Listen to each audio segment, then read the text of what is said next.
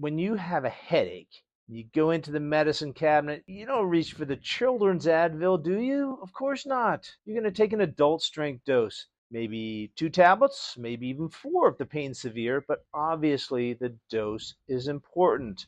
So when you have an issue with your knee or your shoulder and you're thinking about PRP, you need to make sure that you're getting a dose of platelets that's going to get the job done. And the only way to get a good dose of platelets is to draw out the right amount of blood. It's that simple. The smaller the blood draw, the fewer the platelets, and the weaker your PRP will be. You don't want a weak PRP, do you? Of course not. So most of the time, you need a minimum of 50 cc's of blood, but sometimes that's not even enough. So how do we figure out how much blood we need to draw for your PRP? Well, that depends. If you're in your 20s and you're healthy and you've got a normal platelet count, then 50 cc's of blood is probably going to be enough.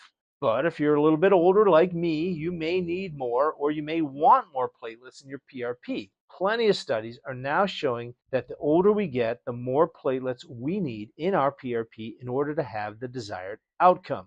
A good reference number is 8 billion platelets for a PRP injection in your knee. If all these numbers are confusing, don't worry. You just need to make sure that your doctor is measuring your baseline blood platelet count and also measuring the platelet count in your PRP. How can we do this? Simple. We use the same machine that labs use to check for infections in anemia. It's called a hemoanalyzer, and it allows us to check your baseline platelet levels and PRP platelet levels. And if we check your baseline platelet count and it's a little bit low, but still normal, all we need to do is draw out more blood to get the target dose of 8 billion platelets. If you're someone who's getting a little older, you may also decide with your doctor that you want to do a double dose of platelets. No problem. All we need to do is draw out double the amount of blood. It's surprising that even in 2024, most doctors don't understand the importance of dosing when it comes to PRP. Even more surprising, there are still plenty of doctors using kits that make really weak PRP. Crazy, right?